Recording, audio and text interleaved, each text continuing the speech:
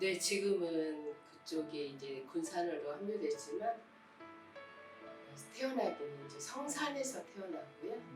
대하에서 또 초등학교 때부터 살게 돼가지고 대하에서 여기 군산 소룡동에 건너서 제 삶의 세 번째 뿌리라고 할까요? 여기 군산이라는 곳이 옛날에는 많이 여행도 없고 막 그러니까 바다가 옆에 붙어 있는지도 모르고 그랬는데 시집 와가지고 바다가 옆에 있고 또 월명산도 있어서 산에 올라가면 먼 바다를 바라볼 수 있다는 것에 아주 굉장히 환경적인 거에 대한 매력을 느꼈기 때문에 그냥 아무 겁 없이 그냥 발을 들여놨는데 이게 불모지더라고요. 결혼이라는 게 거기서부터 시작됐죠.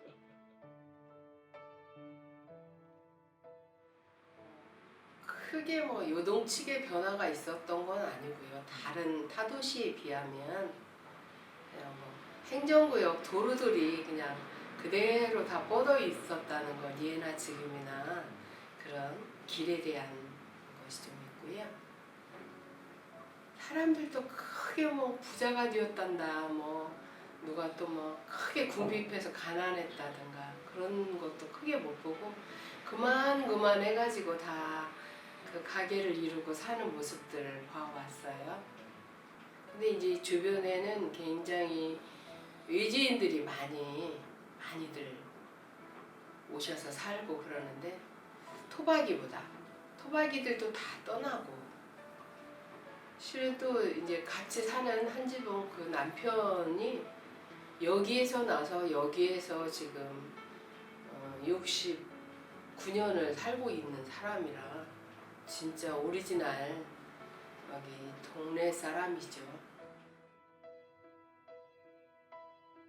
네, 그리고 가깝고 거기 또 군산시로 이제는 돼가지고 옥구군에서 또 이제 다 이렇게 한 동네 같은 느낌이 많이 나고요.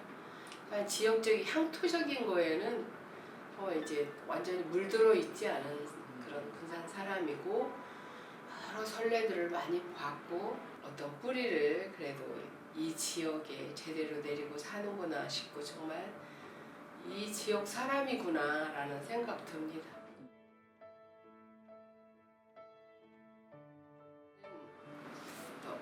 제가 결혼을 안 했다면 이렇게 보육원 부모가 되고 싶은 게 꿈이었었어요.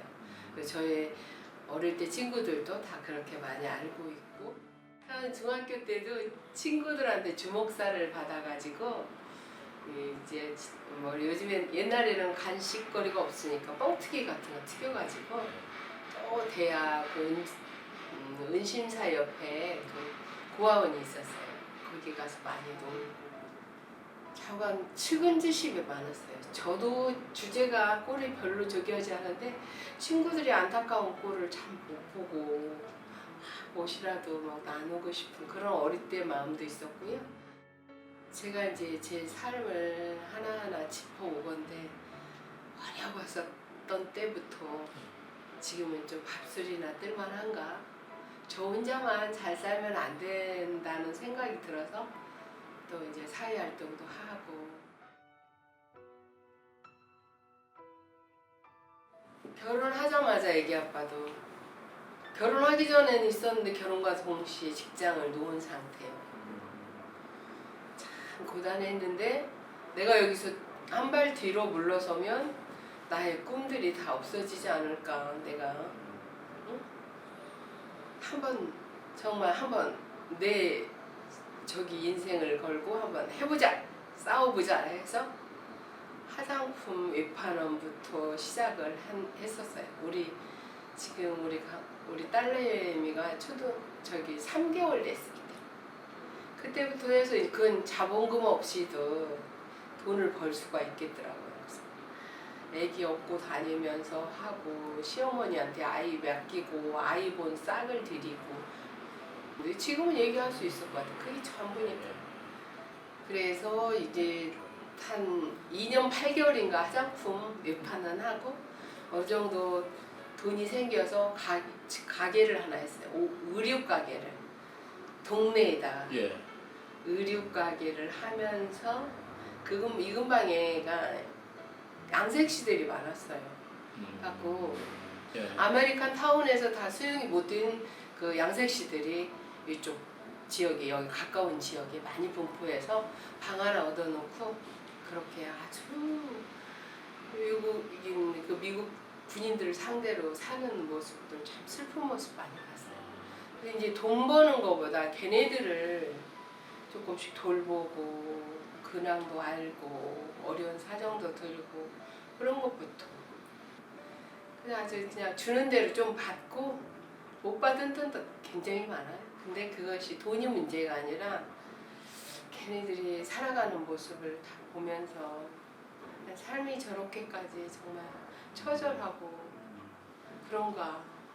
자기의 몸을 미천으로 살아가는 사람도 있는데 나는 그거 말고 내 마음 하나 믿고 이렇게 어떤 걸 살아갈 수 있다는 거 너무나 내 자신한테 대견하고 잘 살아야지 그런 마음도 더 먹고 내 나름대로 정말 삶이 어떻게 내가 주어지고 가져가야 되는가 그런 것도 있었고 그들을 좀 많이 설득시켜 보려고도 했고 시댁이 쌀은 많이 있었거든요. 쌀도 좀 그 화장품 가방에다 넣어가지고 밑반찬이 밑반찬 된장 있으면 시어머니 몰래 퍼가지고 가서 애들 주고 된장국도 끓여주고 정말 빡세게 한 30 초반까지 이렇게 막 이런 활동을 왕성하게 했어요. 근데 그때 제가 그만둘 때 화장품하고 옷가게하고 그때 돈으로 한 1,200~300은 다 의상으로 깔아놓고 손을 들었어요. 그때 돈으로 굉장히 큰 돈인데도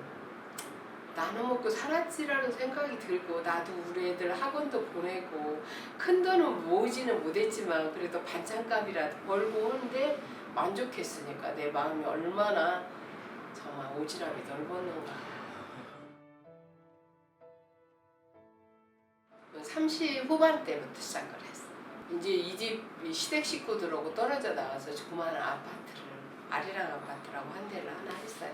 이제 애기 아빠랑 우리 식구만 4식구만 나왔는데 세상에 이렇게 고요하고 이렇게 정말 며칠은 잠을 못 잤어요. 그냥 조금 24평짜리였는데 그 주방 말하자면 주방이랄 것도 없어. 근데 이제 이렇게 싱크대 있고 여기 식탁 하나 있는데 그 불이 켜지면 그 밑에서 막 뭔가 쓰고 읽고 하면서 그 행복감이라는 일생일대 제일로 컸던 것 같아요. 시댁 식구들 막 사람들 속에서 막 맨날 그냥 시달려야 되니까 끊일 때 되면 밥상도 막 3번, 4번씩 차리고 막 그랬는데 그래서 우리 식구만 머리 맞대고 그 조그마한 식탁에 머리 맞대고 있었다는 거 그 사실 하나가 세상에 최고의 행복이더라고요. 처음에 모세스 영화원에 이제 그 여성부에서 하는 그때 막 여성 자원봉사를 많이 이제 막 생겼을 때예요. 그러니까 이 조그마한 일간지에 이제 봉사하실 분들 저기 찾더라고요. 저기 엄마들이 버리고 간 아이들이 많았거든요. 그 녀석들이 지금 27, 8살 되고 30도 되고 그래가지고 지금 연락 오는데 그때 처음 만났던 장숙이랑 그 친구들이 처음 만났는데 정말 영화원에 애기들을 두고 온다는 게 너무 견딜 수가 없었어요. 그때 굉장히 마음이 많이 아팠지. 근데 여기 아이들 목욕도 시켜주고 그러면서 그 아이들이 막 엄마 하고 따라오고 싶어하고 막 그랬었어요. 근데도 그 아이들한테 그래 굉장히 갈등을 많이 했어. 아이들을 입양을 하는 거에 대해서. 근데 애기 아빠하고 이야기가 안 돼서 그래도 내가 너희들을 보러 가는 순간만은 정말 너희들의 엄마가 되어보자. 엄마라는 소리를 잊어버리면 안 돼. 그런 심정으로 아이들을 정말 근데 막 대여섯 놈이 막 한꺼번에 정말 힘도 들었지만 이렇게 아이들한테 사랑을 줘야 되는데 이 자리를 이렇게 비우고 이 엄마들은 다 도대체 어디 간 거야. 막 굉장히 많이 그때 마음이 많이 아팠어요. 때 우리 아이들 초등학교 넣어놓고 거기 이제 자원봉사도 초등학교도 들어가서 조금 있다가 3학년 때쯤에 돼서 제가 그 봉사활동을 시작했나요. 근데 그때는 여성자원봉사 때 소속이 돼가지고 여성자원봉사회 한 10년 정도 제가 활동을 했어요. 그러면서 여성자원봉사회 회장하고 그때는 자원봉사 종합센터가 여성자원봉사에 위탁이 돼 있었어요. 제가 부의장일 때 이제 자원봉사 종합센터 소장까지 겸임하면서 그거 털고 자원봉사센터 회장 하고까지가 제가 이제 거기였었죠. 거기 끝나고 그 시민회장 이제 시민 한 사람한테 주는 시민회장을 처음으로 제가 18년 전에 받았었어요. 여성자원봉사센터 끝나면서 기틀을 잡고 굉장히 그때 이제 자원봉사도 열심히 하고 그렇게 하면서 나왔는데 어쨌든 여성부에서 하는 거고 이제 시하고 결탁이 돼 있고 하니까 이게 제가 원하는 봉사보다 좀 보여지기식도 많았고 그래서 나는 이것이 끝나면 내가 봉사활동을 내가 만들어서 창단을 해서 한번 내 자력으로 한번 개인적으로 한번 해보고 싶다고 해가지고 그때 만든 게 세노야라는 그 개인 봉사단이었었어요. 제가 처음으로. 근데 그거는 아무 자원도 없고 그런데 카페가 그때 생각났어요. 어디가 배우지도 않는데 우리 딸이 이제 이렇게 가르쳐주는 그 인터넷으로 해서 다음 카페에 세노야라는 봉사 카페를 만들면서 이제 시작을 했죠. 근거는 없고 제 마음에서 우러난 이런 데는 정말 도와야 돼. 장애인들끼리만 행사를 해서는 안 돼. 장애인분들하고 함께하는 그런 자원봉사, 무료급식소, 초창기에는 이주 여성들도 많이 했고요. 지역에 이런 데는 내 손이 내가 이런 데는 내가 좀 같이 해야 되지 않을까 하라고 제가 생각해서 봉사활동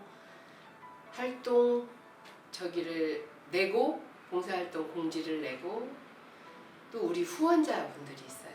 후원자는 여기 이 지역에 있는 분은 몇 분 안 계시고 굉장히 작은 액수의 지원을 하시고 여행 친구들하고 서울에 있는 무심제라는 여행 친구들하고 또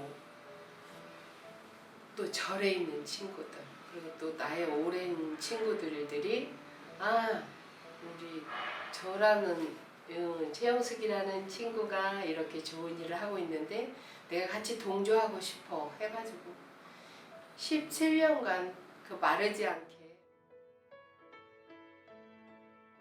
제가 할 수 있는 이제 거의 종교나 마찬가지인 이 봉사활동에 있어서는 항상 이 사람이 뭐 교회 다니신 분도 교회 가서는 하지만 정말 많은 걸 참여하고 기도하고 하는데 일상 교회 밖에 나오면은 참 잊혀지기가 쉽잖아요. 일상생활이 있고 또 삶이 있고 인간의 욕망이 있기 때문에 그렇다고 생각이 들고요. 저는 이제 자원봉사를 하면서 이게 종교나 마찬가지지 싶은 생각이 들어서 그분들을 보면서 삶에 대한 성찰도 되고 정말 이분이 부처님이고 이분이 하나님이고 그렇기 때문에 내가 지금 마주하고 있는 순간은 정말 마음을 다해서 이분들을 모신다라기보다 이분들하고 마음을 같이 함께하는 그 순간이라도 그런 것들을 굉장히 중요시 여기고요. 그리고 또 나의 삶에도 굉장히 도움이 되고 감사하는 마음이 너무너무 제가 그분 봉사하면서 그 봉사활동 수기도 써갖고 전북의 최우수상도 받아본 적이 있는데 그분은 지금 여성자원봉사되니까 17년도 넘어 한 20년 20년? 그렇게 한 18년, 20년 쭉 됐죠. 그런데 이제 지금 당신이 혈압으로 떨어져가지고 병원에 있을 처지도 못 되고 단칸방에서 그 이제 한신불수에다가 몸도 못 쓰고 하는데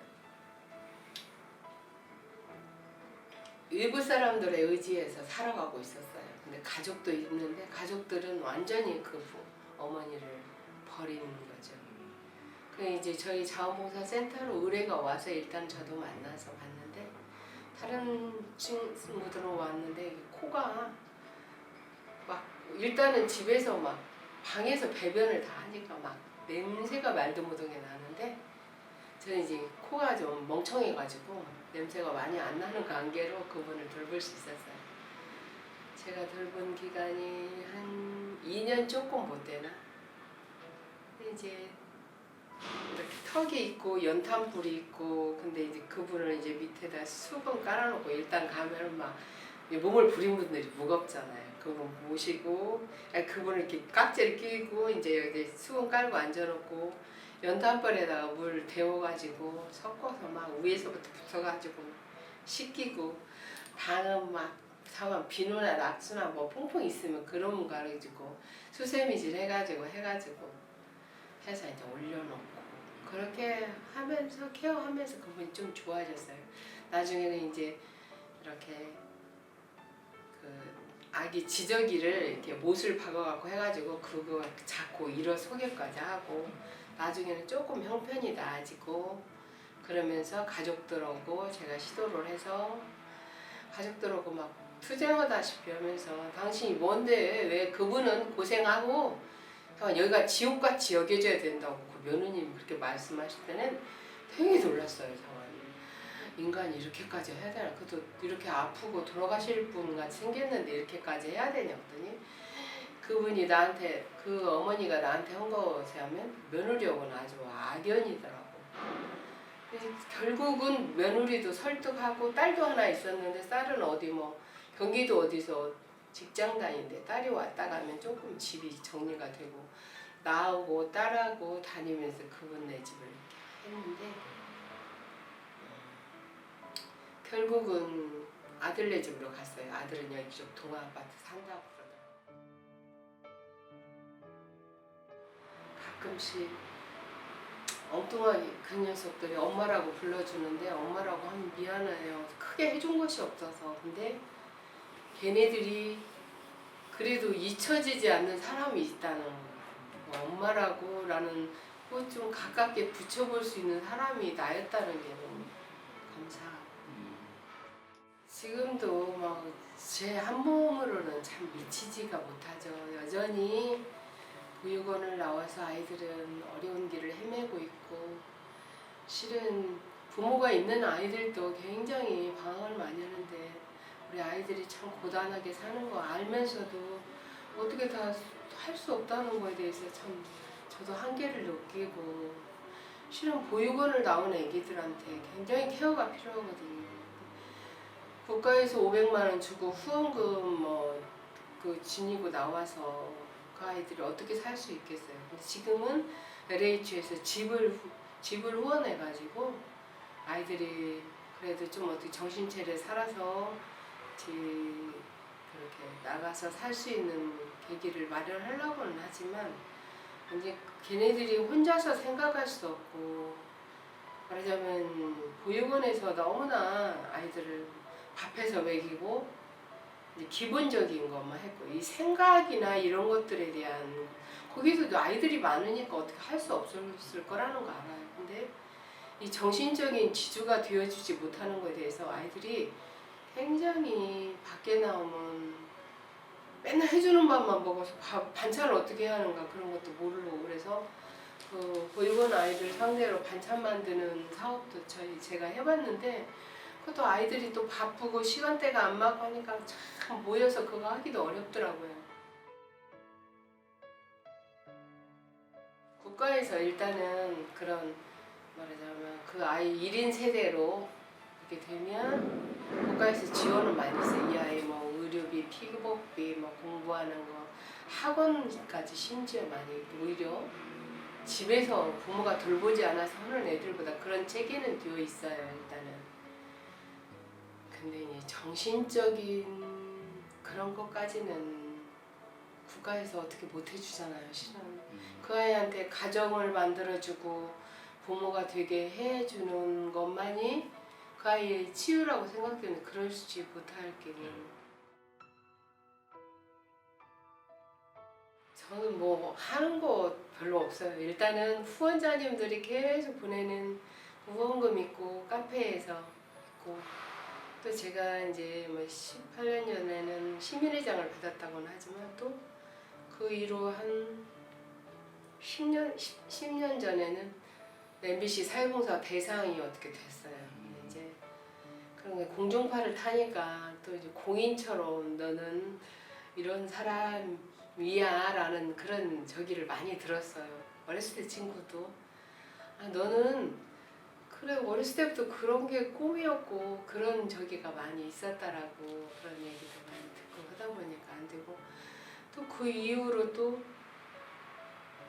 애양대상이라 전북대상도 있고 전북대상 봉사상도 받고 애양대상도 받다 보니까 이게 참참히 그런 큰 상을 받아놓으니까 아 이거 발 빼기 어렵구나 그런 생각도 나는 봉사인의 삶을 살아야 하지 않나 그런 생각이 많이 들었고요. 어렸을 때 누군가한테 도움도 받고 많이 그랬는데 그런 거를 사회적으로 돌려드려야 된다는 생각도 많이 가지고 있고요. 제 개인적으로.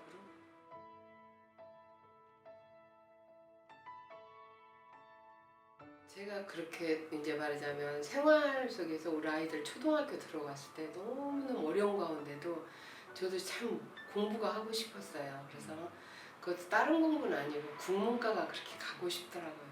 국문과 대학생이 되는 건 어떤 것일까라는 그런 걸 굉장히 갖고 있었는데 아가씨 때부터 맨날 개똥 철학한다고 뭐 막 그렇게 철학책 캐고 뭐 죽음이란 무엇인가 뭐 니체 뭐 신은 죽었다 그런 것들을 개똥 철학을 많이 했던 것 같아요 생각에. 그래가지고 제가 고등학교 3학년 때 어떤 제가 익산에 있는 원광역을 나왔는데 원광역고 고3 때 일이 이제 고동부 백일장대회 가는데 거기다 가서 수필 부분에 장원 아니고 차상을 했어요. 장원 차상 차가 그렇게 있었는데 그래갖고 고전이 기책 한지를 받아오고 그랬는데 그때 내가 어머 내가 이렇게 이런 걸 쓰는구나 그럴 때 발견을 했어요. 제가 저기 직장 생활을 혜태제과에서 했는데 혜태제과에서 그 회사 사보가 있었어요. 사보에 시를 썼는데 지금도 중견 시인이신 이금배 시인이라는 분이 자기 시청문학회를 하려고 그러는데 저한테 작품 배편을 보내라고 그래서 보냈더니 그거 시청문학회 회원이 돼가지고 글공부도 하고 소공동에서 뭐 다방에서 시화전도 하고 그랬어요. 그래서 회사 사람들이 와가지고 제 거 시화전 하나도 하나 사가고 그런 이력이 있어요. 나름대로 제 나름대로는 뭐 어디 꼭 거기에 엮여 있지 않더라도 나름대로 모임이나 또 이제 뭐 봉사활동을 가서 그런 때도 그 시는 너무 적절하게 쓰여서 사람들의 마음을 또 가다듬어 줄 수가 있더라고요. 그래서 최근에 그 장애인분들 모시고 장애인분들한테 시 낭송하는 법, 시를 함께 읽는 거 그러면서 그분들 생각지 않게 너무너무 잘 하시는 거예요. 그래서 이제 시를 한 편 가지고 가서 시란 이런 모시고 그대들도 가슴속에 시를 하나 걸어두면 마음이 복잡할 때는 좀 편안해지고 그런 것들을 서로 공감하고 하면서 또 가르치고도 있어요. 그 후원자님들한테 제 마음을 담아서 드릴 만한 게 뭐 있을까 많이 고민을 했어요. 늘 받기만 하는 것도 저도 굉장히 부담스러워하거든요. 어쨌든 조금씩 탕감오면서 살아야지 이게 이 받기만 물론 나를 위해서 쓰는 건 아니지만 그래도 누군가한테 이렇게 끊임없이 10년 넘게 후원을 하는 일은 쉽지 않거든요. 그리고 저는 너라는 얘기를 나 이런 일을 하니까 느시오 그런 건 아니고 당신들이 카페 와서 보고 마음이 우러나서 그렇게 다 넣어주시는 거거든요. 그래서 이분들한테 조금이라도 마음의 선물을 줄 수 있는 거. 정말 이 그림 작업하는 거는 제가 이제 색감을 끌어내면서 저의 스트레스도 삶에 대한 스트레스나 봉사하면서도 어려운 점이 있으면서 그런 것도 다 털어내면서 이 색감하고 저하고 많이 싸우죠. 오늘은 이렇게 했다가 내일은 제가 누구한테 사람한테는 변덕을 못 떠는데 이 캔버스하고 저하고 싸우는 일은 아주 건강하게 싸우고 있다는 생각이 들더라고요. 그래서 이 그림을 하고 나면 마음이 후련해지고 어쨌든 잘했든지 못했든지 내가 선택한 색감에 대해서 사랑스럽게 봐줄 줄도 알고 그런 것들이 귀결이 되더라고요. 근데 이제 우리 후원자님들의 뭐 애경사랄지 그런 거 있으면 제 정성을 담은 그림을 후원을 합니다. 저건 어쨌든 다시 한번 살아볼 수 있는 인생은 아무도 없다고 생각. 아무리 가진 것이 많고 뭐 자기가 풍요한 게 많다고 해도 응? 달란트가 많다고 해도 그걸 가지고 다시 이 생에 와서 이렇게 살아볼 수는 없다고 생각합니다. 그래서 어떤 때로는 제 인생을 관조 뭐 이렇게 좀 객관적으로 바라보기도 하거든요. 근데 다시 오지 않는 인생에 정말 내가 끌어내는 어떤 색감처럼 진하게 살고 싶습니다. 정말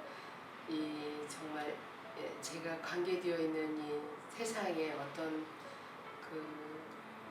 것도 다 어떤 기운이 나의 기운이 뻗쳐 있는 한 만들어내고 같이 공유하고 따뜻하게 살고 껴안고 그렇게 살고 싶어요.